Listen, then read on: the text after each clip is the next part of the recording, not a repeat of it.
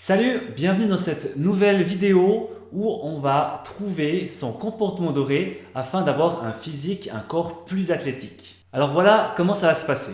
Je vais te proposer 20 comportements qui vont t'aider à avoir un physique plus athlétique et ces 20 comportements, tu vas les classer dans un tableau. Et ce tableau, écoute, je t'invite à le faire maintenant. Prends une feuille blanche, une feuille A4 et tu vas tracer une croix, une énorme croix sur cette feuille. Donc la ligne qui est horizontale, c'est l'axe des X et elle correspond à ta capacité à intégrer ce comportement dans ta vie. Donc plus tu seras à droite, plus ton comportement que tu vas le classer sur la droite, plus tu auras de la facilité à l'intégrer. Et au contraire, plus elle sera à gauche, plus ce sera dur, plus tu devras te forcer à intégrer ce nouveau comportement dans ta vie. Et puis l'axe des Y, plus on est vers le haut, plus ce comportement va t'aider à obtenir le résultat obtenu. Donc là, pour notre exemple, le résultat qu'on veut, c'est un physique plus athlétique, avoir des formes mieux dessinées. Donc on va privilégier les actions qui auront un plus fort impact vers le haut et au contraire les actions qui auront un faible impact vers le bas. Ok, donc je t'invite vraiment à prendre une feuille, à faire cet exercice en même temps que moi. Prends ça comme un petit jeu, ça va vraiment être chouette. Alors, le premier comportement que je te demande de classer dans ce tableau, c'est de boire un verre d'eau tous les matins avant le petit déjeuner, au réveil en fait. Donc tu vas le mettre où tu veux. Donc, moi, je le mets plutôt sur la gauche, donc c'est plutôt une activité que je considère qui est facile à intégrer dans sa vie. Et l'impact par rapport à ma transformation, elle est, je dirais, plutôt moindre. Elle va plutôt rester peut-être plutôt vers le bas du tableau, mais à droite. Ah oui, j'ai oublié de préciser, si ce comportement fait déjà partie de tes habitudes, si tu bois déjà un verre d'eau tous les matins au réveil, tu n'as pas besoin de le noter dans ce tableau. Vraiment, dans ce tableau, c'est uniquement les nouveaux comportements, ceux qui seraient bien que tu adoptes dans cet objectif de transformation physique. Alors, le point 2, c'est une balade de 15 minutes à l'extérieur. Souvent, on passe beaucoup trop de temps en position assise, alors faire une balade tous les jours, je pense que c'est vraiment une bonne idée. Alors, le troisième point, c'est dormir au moins 8 heures par nuit. Il n'y a que très peu de gens qui sont capables de dormir 6 heures sans avoir de conséquences sur leur santé. Donc je crois qu'il y a environ moins d'1% de la population qui peuvent dormir 6 heures. Donc il y a très faible chance que tu fasses partie de cela. Donc je t'invite à dormir davantage si tu ne dors au moins pas 8 heures. Donc je te laisse aussi le classer où tu veux dans ce tableau. Le quatrième point, c'est prendre des compléments alimentaires. Donc, quand je parle compléments alimentaires, je parle des oméga 3, je parle de la spiruline pour se complémenter en fer, de magnésium, pourquoi pas aussi des protéines en poudre. Enfin, c'est vraiment tout plein de compléments qui peuvent aider à la construction de fibres, de tissus musculaires ou bien pour améliorer ses articulations si on fait beaucoup de sport. Pour le point 5, c'est faire 30 minutes d'activité physique quotidienne. Donc là aussi, je te laisse le mettre dans le tableau où tu penses que c'est le plus adapté pour toi. Et puis bien sûr, s'il fait déjà partie de tes habitudes, si tu fais déjà du sport tous les jours, tu n'as pas besoin de le noter dans ce tableau. Alors le point 6, c'est manger lentement. On a souvent tendance à manger trop vite. Donc là, je t'invite à mâcher au moins 7 fois tes aliments avant de les avaler.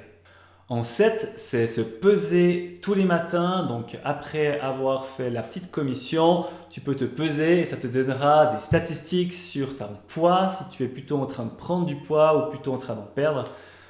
Faut pas non plus se figer trop sur ces chiffres parce que ça fluctue beaucoup, mais j'ai l'impression que ça me donne quand même un bon feedback, savoir si je suis en période de prise de poids ou en période de perte de poids. En 8, c'est manger équilibré. Alors, qu'est-ce que j'appelle manger équilibré? C'est quand le rapport entre protéines, lipides et glucides sont idéales pour son objectif. Donc si on a un objectif d'augmentation de masse musculaire, on va favoriser les protéines. Moi personnellement, je suis aux alentours de 20% de protéines, 30% de lipides et 50% de glucides. mais suivant ton activité physique, ça peut varier. Donc, je t'invite à t'intéresser à quel est ton bon rapport. En 9, c'est compter ses calories. Donc, c'est savoir exactement combien de calories tu consommes à chaque repas. Donc, ça demande de devoir peser ses aliments, ça demande de pouvoir connaître la valeur nutritive de chaque aliment. C'est un travail qui est assez méticuleux. Tu peux utiliser l'application MyFitnessPal pour pouvoir savoir exactement combien tu consommes, combien tu dépenses. Et là aussi, tu peux avoir des super résultats si tu es très méticuleux. Par contre, ça demande quand même une certaine charge de travail. En 10, c'est utiliser des assiettes plus petites. Souvent, on mange davantage quand on a une grande assiette. Il y a une étude qui a été faite avec du popcorn dans des cinémas. Ils ont remarqué que ceux qui avaient des sacs de popcorn plus grands mangeaient davantage de popcorn. Et ça a été prouvé scientifiquement. Donc, manger dans une assiette plus petite, ça va te donner moins envie de manger. En 11, c'est pratiquer le jeûne intermittent. Je tiens à préciser que le jeûne intermittent, ce n'est pas un régime, c'est plutôt une façon de s'alimenter. Si tu ne connais pas le jeûne intermittent, c'est tout simplement que tu vas volontairement t'interdire tous les aliments qui contiennent des calories pendant une certaine durée. Par exemple, le jeûne intermittent qui est un des plus populaires, c'est le 16-8. Donc sur une journée de 24 heures, tu vas manger pendant 8 heures et le reste des 16 heures de la journée, tu ne manges rien. Mais tu peux continuer à boire, tu peux boire du thé, du café et puis bien sûr boire de l'eau. En 12, c'est arrêter de manger lorsque l'on n'a plus faim. Souvent, on va vouloir finir les assiettes, on va vouloir finir le reste du plat alors qu'on est déjà rassasié. Une habitude à prendre qui pourrait être bien, c'est de ne pas forcément finir toujours son assiette. Désolé grand-maman, mais voilà, des fois on peut juste s'écouter et puis si on a suffisamment mangé, si on se sent bien, il n'y a pas besoin de se resservir. En 13, c'est avoir un petit déjeuner protéiné. Parce qu'on a tendance à avoir des déjeuners qui sont trop sucrés, avec du jus d'orange, des céréales, des tartines.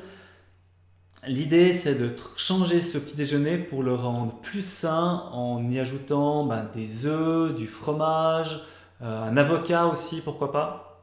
14, c'est avoir un plateau de fruits. On devrait tous avoir sur une table, à la vue de tout le monde, un plateau avec plein de fruits de saison pour que si jamais on a une petite faim, un petit creux, on va plutôt se servir d'une pomme, d'une poire, plutôt que d'aller taper dans du chocolat, des biscuits ou différentes cochonneries qui se trouvent dans nos armoires. En 15, c'est pratiquer la musculation avec des poids, avec des haltères, avec une kettlebell ou même avec des élastiques pour pouvoir augmenter son volume musculaire. Là aussi, je te laisse le mettre plutôt à droite ou plutôt à gauche en fonction de ta facilité à l'intégrer dans ta routine. En 16, c'est manger au moins un fruit ou un légume à chaque repas. Je sais qu'on devrait arriver à 5 ou 6 légumes et fruits par jour. Très peu y arrivent, mais au moins se fixer comme objectif d'en manger un à chaque repas, je pense que ça peut être une très bonne habitude. Là aussi, je te laisse le mettre où tu veux dans le tableau. En 17, c'est ne plus consommer, ne plus boire ses calories. Quand je dis boire ses calories, je parle des jus d'orange, je parle des boissons, les sodas, les boissons sucrées. Donc là, c'est s'interdire toutes les boissons qui contiennent des calories. On s'autorise uniquement le thé, le café et l'eau, bien sûr. Alors le point 18, c'est un peu comme le point 17, mais ça concerne uniquement l'alcool. Donc c'est vraiment s'interdire toute consommation d'alcool. Sauf exception, c'est le vin rouge. Apparemment, un verre de vin rouge tous les jours, c'est bon pour la santé. Par contre, on va enlever bien sûr tous les alcools pop, toutes les liqueurs et la bière, bien entendu. En 19, c'est ne plus aller dans les fast-foods, plus de McDo, plus de KFC, plus de kebab et compagnie. C'est s'interdire toute la restauration rapide. Et le dernier point, le point 20, c'est avoir des horaires de coucher et de lever qui sont identiques tous les jours, même le week-end.